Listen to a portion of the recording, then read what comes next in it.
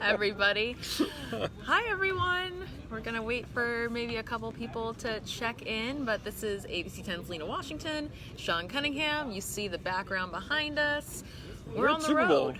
We're at the Super Bowl. This is day 3 of 9 here in Miami. We just wrapped up our second, technically third official media availability with the 49ers. Opening night was on Monday. We talked to you guys then, fresh after that, at Marlins Park, but we've gotten some time to settle in and kind of talk to some of the players, the coaches, and get a lay of the land here in South Florida. So it's been a pretty exciting week so far. The 49ers practice for the first time this week, just like any other week throughout the regular season. They take the first 2 days of the week off, get back to work on Wednesday, and a lot of the guys here, Sean, are looking at this game as just like any other game.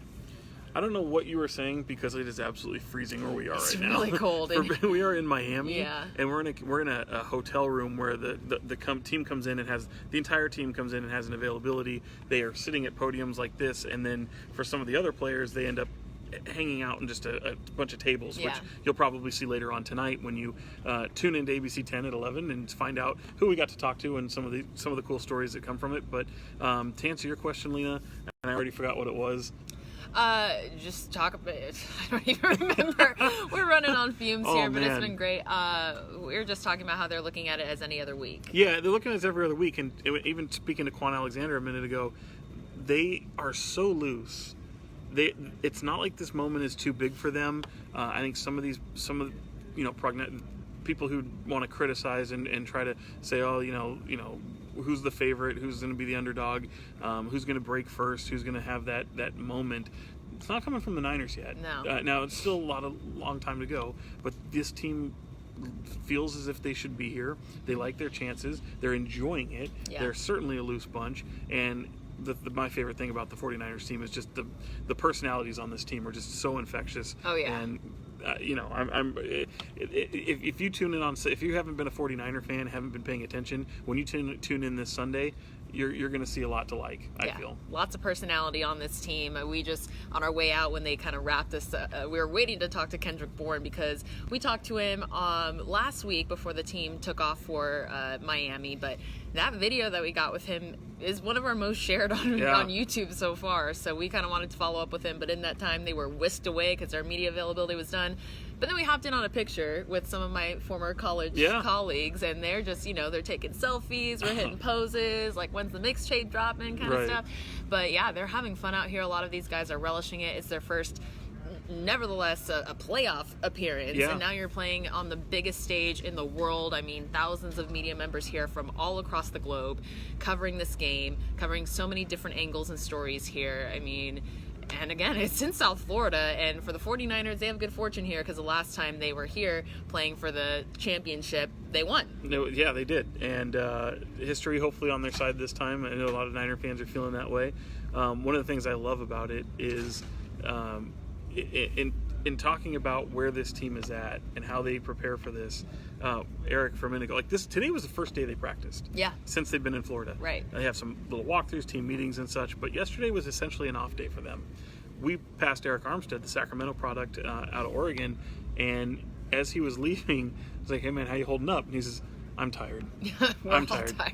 All these guys, I mean, most of them are doing, now for Eric's case, he's up on one of these big stages, one of these big podiums that it's hard to see, but with the wallpaper behind us. Let's give him a little bit of a, we got the, look at that. See, this is I don't know if it goes a full 360, but this is a look at the room we were frequenting. I think it stops right there.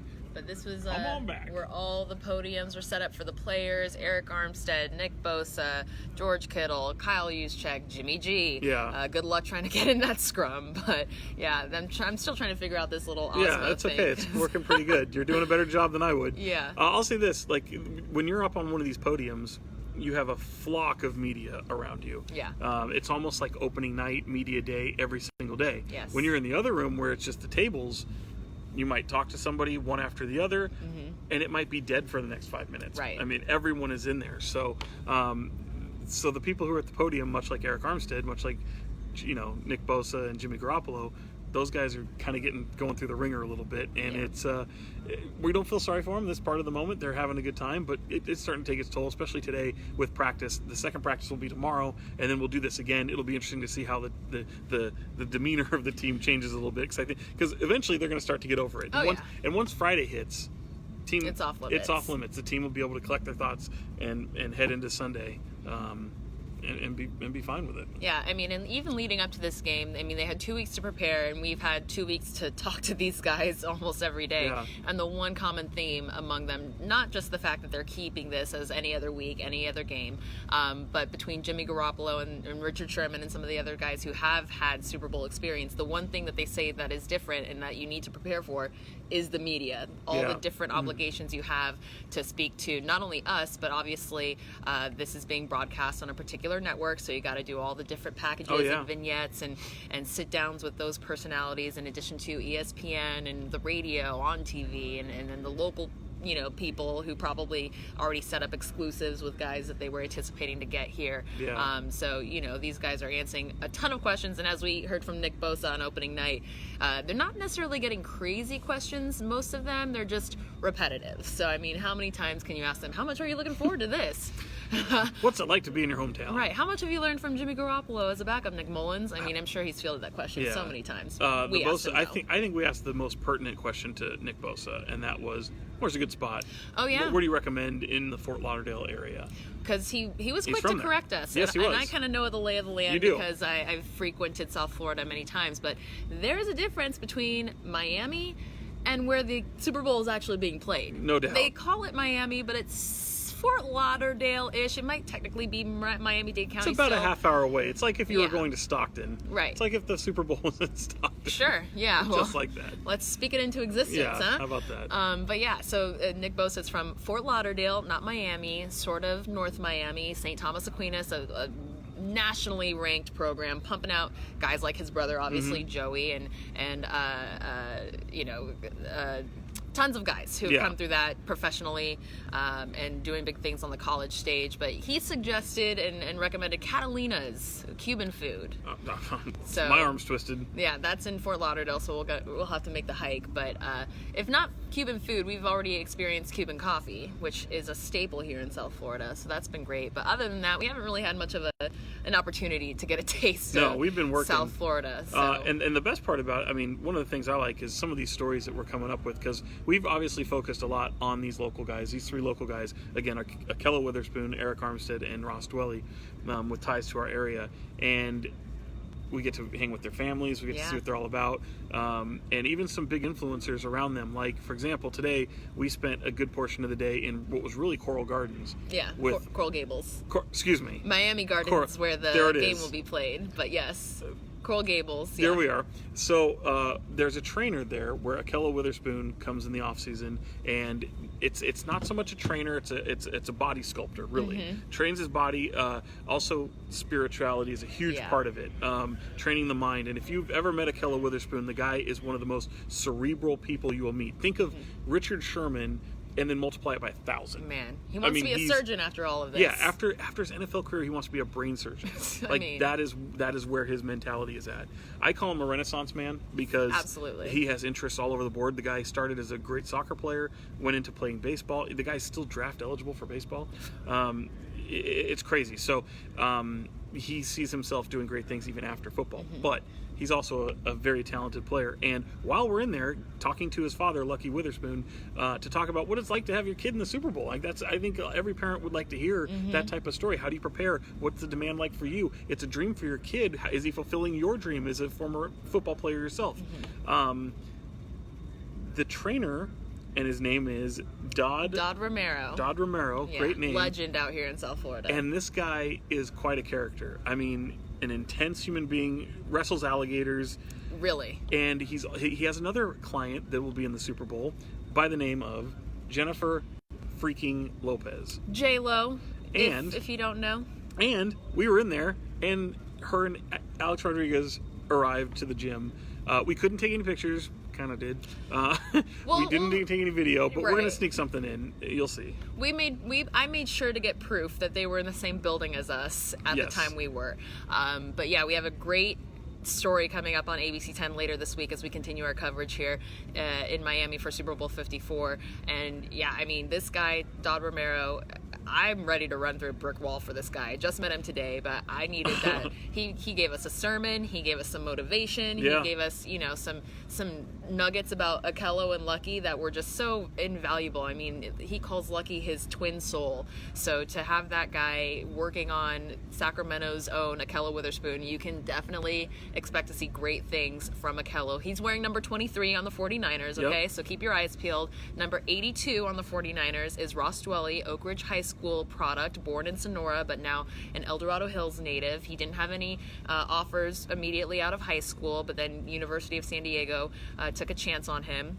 And we had an opportunity to talk to his coach, John Embry, who also has a great story. I mean, he has two of his sons by far, in the Super Bowl coaching with him or against him. It is the absolute best story in the Super Bowl this year. I mean, you've got a son, an assistant coach with the 49ers with your son. Yeah. And oh, by the way, the team you also coached in your career, the Kansas City Chiefs, your son is over there too. Yeah, it's so pretty Connor incredible. and Taylor are his sons, and John is the head coach, he's the tight ends coach here for the 49ers. Right. And I'm blown away by that. And we actually had because our affiliate in Denver was able to talk to his mother where she lives, and she gave her pick for the Super Bowl. 3 family members in there.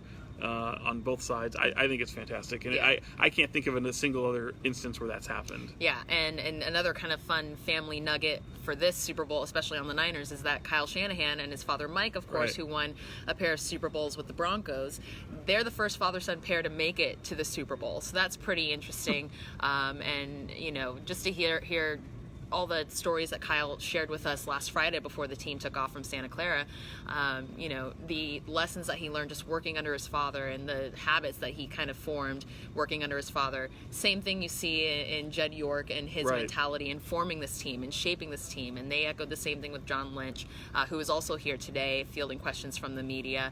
And it was really cool also on Friday before the team left. We got an impromptu visit from Jed York. Yeah. And so he talked not really off the record, but off camera for about 15 minutes, and then we got him on camera for another 10 minutes. So he went 30 minutes with the media, impromptu.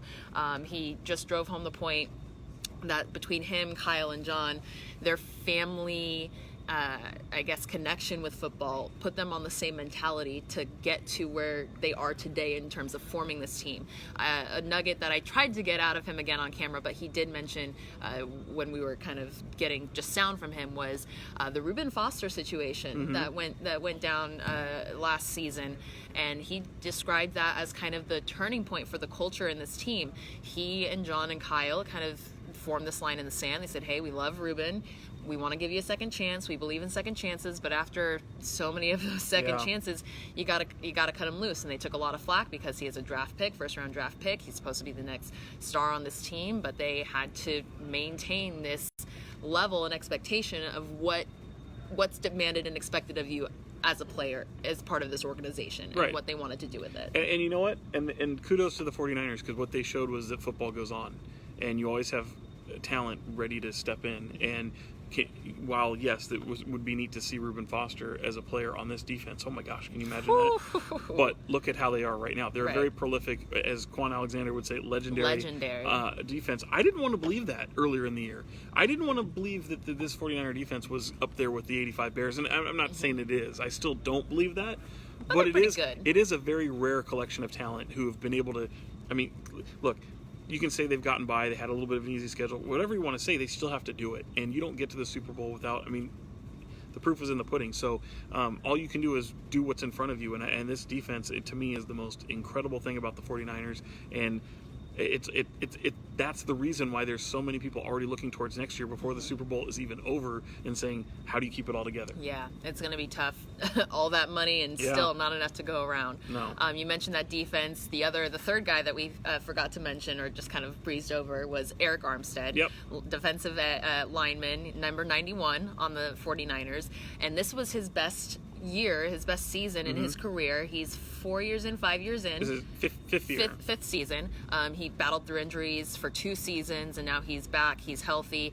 He was this close to making it to the Pro Bowl. I don't know how that didn't happen. I mean, he was pretty hot about it. I don't blame him. He should be. But look, it didn't matter. You weren't going to be there. I mean, 49ers. I mean, sure. But now it is we know to that. say you'd like to have Pro Bowler by your name. Absolutely. He was not an All-Pro, which was a little bit more understandable. But this season coincides with his best year. He was fantastic last year, and for a guy who's overcome a lot of adversity, injuries have certainly taken a toll earlier on. There were people calling him a bust. Yeah. There were people calling him a bust as a first-round draft pick out of Sacramento, out of Oregon, and it took a toll. 49ers believed in him. They stuck with him. Eric's making some nice money. He's probably going to make nice money again next year, and great for him. It couldn't happen to a better guy, better family. Yeah. And he represents his hometown very, very well. Oh, absolutely. This guy comes back on his, typically bye week. Typically, like, you'll have a day off or two during the season. He comes back always with his family, meeting with Sacramento's mayor, Darrell Steinberg, to talk about education and what they can do for social situations. Clean up different areas of the town. He's always back at Shriners Hospital every holiday. Yeah. Or UC Davis. Yeah, UC Davis Children's Hospital. He'll go and buy out Target $5,000 worth of toys and Yeah. take them to the kids and the teens there at the hospital. And I mean, I've only been here for just over almost 3 years, but I feel like we've gotten so much more footage of Right. Eric doing good in the community Yep. than we have it On the football seeing him on field. the football field. But he's a tremendous football player as well. And you mentioned their family, Gus and Krista Armstead. Krista is the ministry, the worship leader at Bayside Midtown, so she has her entire church family rooting for Eric and rooting for this team. And it was just so cool to listen to Lucky today, Akella's father, and then to know just what Gus and Krista have done, even in the community, what Gus has done and what he's meant to so many athletes, from basketball to football, and now to see both of them celebrating this tremendous moment together and representing their hometown together. And it's just incredible. No, it is. And one of the things I know that has really, I've enjoyed seeing Eric go from the crosshairs of, we're criticizing you, we don't know if you can be a football player, to, oh my gosh, you're an anchor on this defense. Yeah. And one of the things I think is fun for me is to see that turnout before this. We left for Miami on Saturday at RC Willey in Elk Grove, South Sacramento. I got checked for that. If you want to be a jerk about it. No, I guess it's Delta Shores Shopping Center, and hundreds. I mean, this must have been at least 500 people show up. Kids, babies, all of them. Yeah, and it's so funny to see those kids. A lot of them rubbing the belly, doing what he does. That's the a stay sack hungry celebration. He rubs his tummy, stay hungry. You got the shirts made and everything. And by the way, if you ask him who started that, where that came from, another Sacramento guy, his best friend, his name is Akachi Okugu. Just goes by Koch. You may have heard his music. He is a little legend in Sacramento.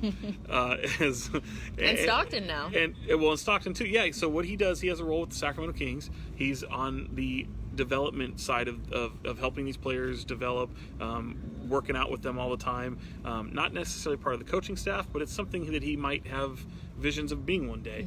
And so he's kind of coming along. Him and Eric, same age, went to high school at different times together. Akachi played at Jesuit, and it's fun to see Akachi, who has this brilliant mind. He's always has his hand in something, be it music, fashion, podcasting, broadcasting. His brother is an MLS player. It's just another really eclectic family, and he was the one that came up with the stay hungry, the belly rub, and Eric went with it. I think he thought it might have was a little corny at first, also because really Eric didn't have a lot of sacks early on in his career, but now he's got the whole defense doing it. Quan Alexander loves it. Oh yeah.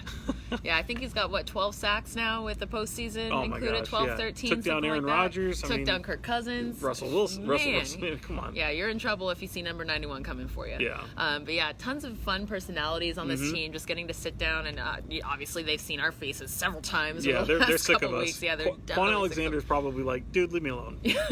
Well, yeah, I think we loosened him up because he's an LSU guy. Right. He's got to be happy for his team winning the national championship. And if you missed their visit to the White House, their viral video where they do the dance, apparently it's a new thing in New Orleans, Louisiana. I don't know. It sounds like it's a legendary, to take his word, movement that's happening. So we got him to loosen up a little bit. We got Kendrick Bourne, number 84, for the 49ers. By the way, if I said 5,000 being the bar, Is Quan Alexander over or under for the for season? just this week? Just this week? I don't know. I would probably say slightly I'm taking the under. over.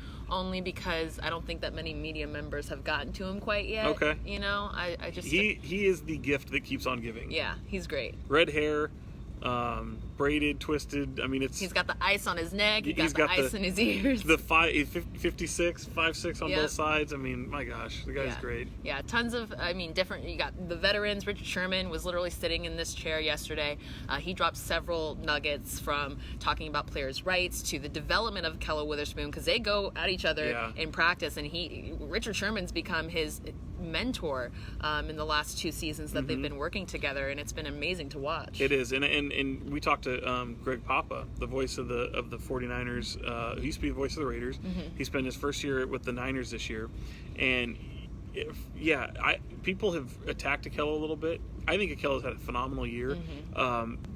Take away obviously what happened against the Seahawks, obviously what happened the game before that. So he's had some moments that haven't been great. They obviously, look, you got to go with what you have confidence in. But I think Akello is a very talented player, and much like along the lines of my thinking, Greg Papa said he thinks that Akello is going to have a very big standout moment. Yeah. In a positive, not in a negative way. Right. A standout moment in this Super Bowl. And when you look at the way that prolific offense is with Patrick Mahomes and the Chiefs, I see that opportunity for him. Even if he's not starting, I think he's going to have an opportunity. And look what he had a brilliant play on special teams in that NFC Championship win over the Packers, and it'll be great to see if he can have that moment and go into the offseason feeling pretty good about himself. Yeah, and I'm a Cardinals fan, y'all. I'm from Arizona, born and raised, so... You should have seen her when Kurt Warner walked by in the NFC Championship. We're walking down a tunnel, and I saw Kurt Warner. I think I saw Kurt Warner about 0.2 seconds before she did. And I just went, oh boy, because she's right behind me, and I knew exactly what was going to happen. What was happening. Yep. And I don't know what and all noise I hear, came out of my mouth. It kind of went like this. Kind of went, it's Kurt Warner. I didn't care. We joked when we came in. Oh, who are you? Oh, what's your name? Oh, you know Steve Young. But yeah, we joked when we were coming in, getting our media credentials. They have a bunch of helmets outside the Miami Convention Center, and it's every NFL team. And I just thought to myself, wow, this is as close as we're gonna get to the big game in a long time. Shout out to Larry Fitzgerald, though. If Kyler Murray can lead us to the promised land in this next season, man, that would be a storybook ending for Fitz. Okay. Who doesn't love Larry Fitzgerald, right? I love his dad. I don't know Larry, but I love his dad. He's a great guy, too. So, just to reiterate my... there's so many football players out here. It was kind of cool. Like Akello, he said this is his first Super Bowl appearance playing in the game. And he's like, I was like, would you wouldn't come to this if you weren't playing. Right. He said, no, I wouldn't. Eric said the same thing. Yeah, I said, what if you have a company, because there's so many players here that are promoting something. Could be anything, a soda brand, whatever. I was like, what if someone's Jerry Rice. What if someone's paying you to come out and do this? He's like, no, I had an opportunity last year. I said, no, I didn't want to spoil my first Super Bowl. I want my first Super Bowl to be where I'm playing. Who thinks like that? A guy that's betting on himself and who's working toward that moment. And he definitely, we even noticed it preseason when we came out to see him. We were like, wow, he's gotten bigger. Like, he's bulked up. He's looking good. And then we met the reason why. Because the guy that he trains with here in Miami... This story is nuts. Not only did we mention that he wrestles alligators, like we have trains J-Lo. Several pictures of him just wrestling alligators, him and his daughter.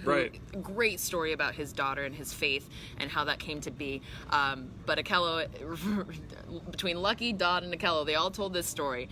The very first time Akello went to train with this guy, picked him up from the airport. They're in a truck, a bunch of stuff in the back, and Dodd's like, hey man, you got your workout stuff? Yeah.